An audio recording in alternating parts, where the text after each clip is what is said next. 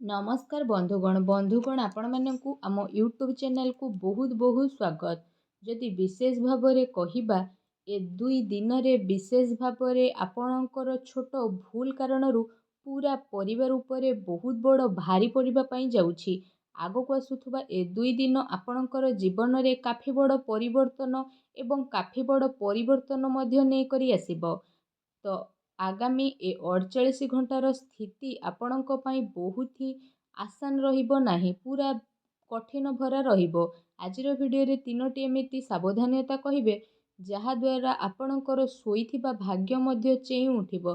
तेणु भिडियो बहुत ही खास बहुत ही महत्वपूर्ण अटे। तेणु आरंभरू शेष पर्यंत देखि नियंतु।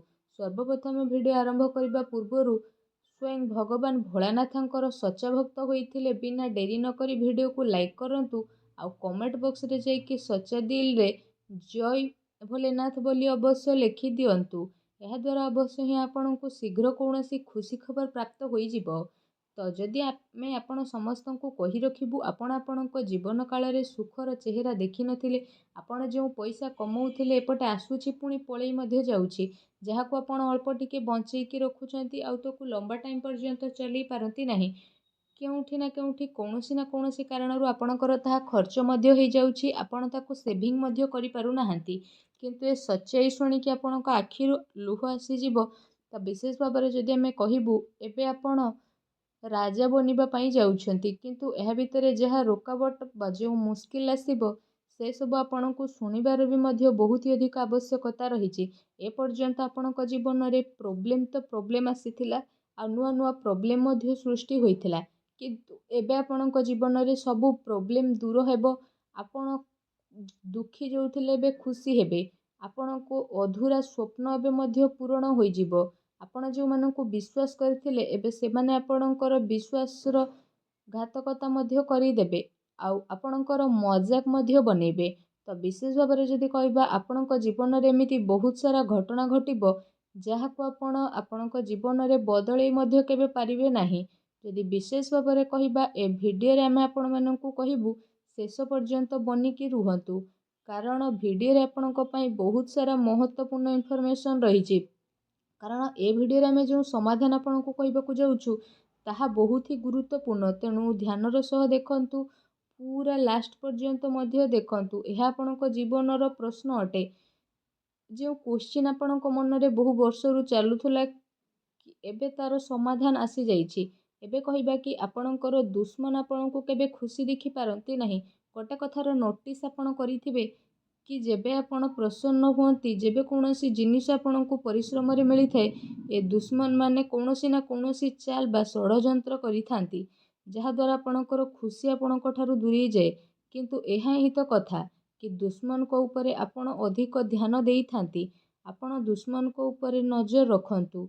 किए से दुश्मन, से आपणको घरे बसी नाहंती तो आपणको आख पाखरे केही रही नाहंती तो तांको प्रथमे आपण जानिबा पई चेष्टा करंतु। आपण जानिकी बहुत ही आश्चर्य हेबे आपणको आख पाखरे एमिति किछि लोक अछंती जो माने ही आपणकर शत्रु अटंती, जो माने एमिति देखावा करंती कि से माने आपणकर बहुत ही खास, किंतु भितरे ही भितरे से माने आपणको पई विष नेकी ही बसी थांती। तेणु सेमानक ठारू दूरेकी रुहंतु। एमिति दुश्मन बहुत ही खतरनाक थांती आउ लुचिकी रहिकी आपणकर ही प्रोब्लेम करि थांती। तेणु एमानक ठारू आपण दूरेकी रुहंतु।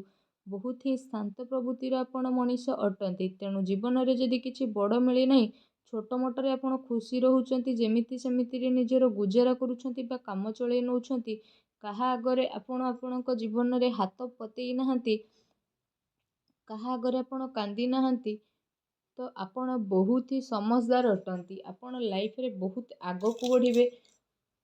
आपणक जीवन रे भगवान देखिबे खुशीर नुआ रंग मध्य नेकी आसीबे।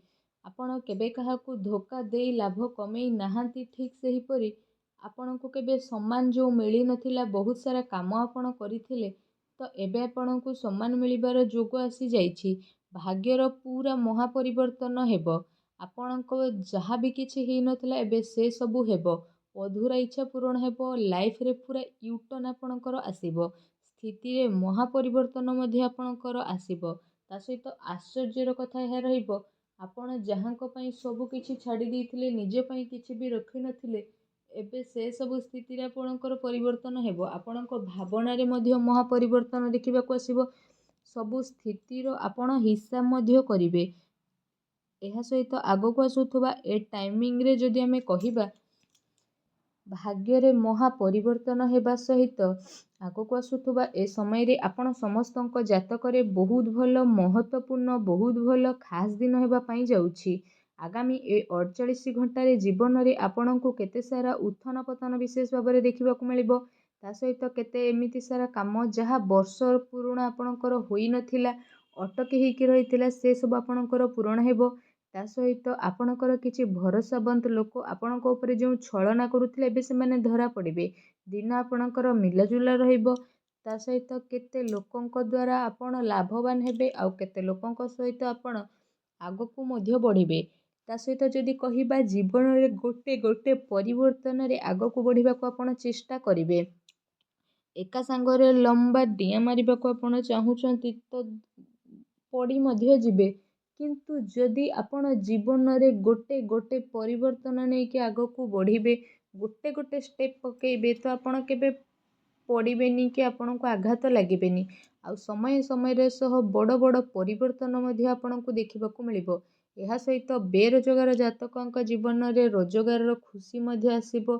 ତା ସହିତ ଲମ୍ବା ଟାଇମରେ ଆପଣ ଚାକିରି ପାଇଁ ଯେଉଁ ଖୋଜୁଥିଲେ, ଚାକିରି ପାଇଁ ପ୍ରୟାସ କରୁଥିଲେ, କିନ୍ତୁ ଆପଣଙ୍କୁ ଭଲ ଚାକିରି ମିଳିପାରି ନଥିଲା, ତ ଏବେ ଭଲ ଚାକିରି ମିଳିବାର ବିଶେଷ ରୂପରେ ଯୋଗ ବନୁଛି। ଆପଣଙ୍କର ସବୁ ଚିନ୍ତା ମଧ୍ୟ ଦୂର ହେବ। କୌଣସି ଭଲ କମ୍ପାନୀରେ ଇଣ୍ଟରଭ୍ୟୁ ପାଇଁ, ଜବ୍ ପାଇଁ ମଧ୍ୟ ଆପଣଙ୍କୁ ବୁଲାବା ଆସିପାରେ।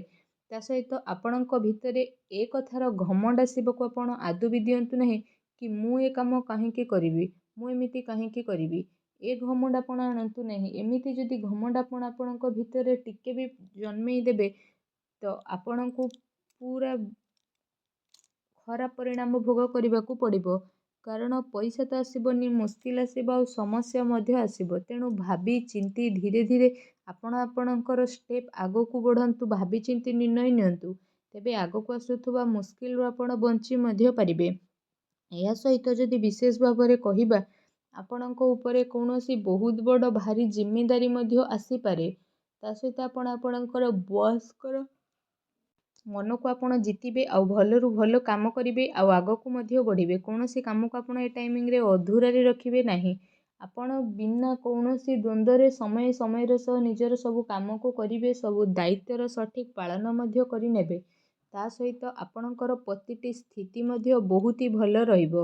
ଏହା ସହିତ ଯଦି କହିବା ଫ୍ରେଣ୍ଡସ୍ଙ୍କ ସହିତ ଆପଣ କୌଣସି କଥାକୁ ନେଇକି ଆର୍ଗୁମେଣ୍ଟ ଛୋଟ ମୋଟ ହୋଇପାରେ। ତେଣୁ ଫ୍ରେଣ୍ଡସ୍ମାନଙ୍କ ସହିତ କଥାବାର୍ତ୍ତା କରିବା ସମୟରେ ନିଜର ଶବ୍ଦର, ନିଜ ବାଣୀର ବିଶେଷ ରୂପରେ ସାବଧାନ ରଖନ୍ତୁ। ଅନ୍ୟଥା ମିତ୍ରଙ୍କ ସହ ଆପଣଙ୍କର ଲଢ଼େଇ ଝଗଡ଼ା ମଧ୍ୟ ହୋଇପାରେ। ତା ସହିତ ବ୍ୟାପାରରେ ନୂଆ ନୂଆ ସମ୍ବନ୍ଧ ମଧ୍ୟ ଆପଣଙ୍କର ସ୍ଥାପନ ହେବ।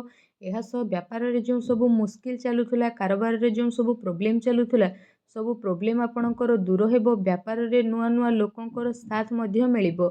କିନ୍ତୁ ଗୋଟେ କଥାର ବିଶେଷ ଧ୍ୟାନ ରଖନ୍ତୁ କି ବିନା ଭାବି ଚିନ୍ତି ଆପଣଙ୍କୁ କୌଣସି ବି ନିର୍ଣ୍ଣୟ ନେବାର ନାହିଁ।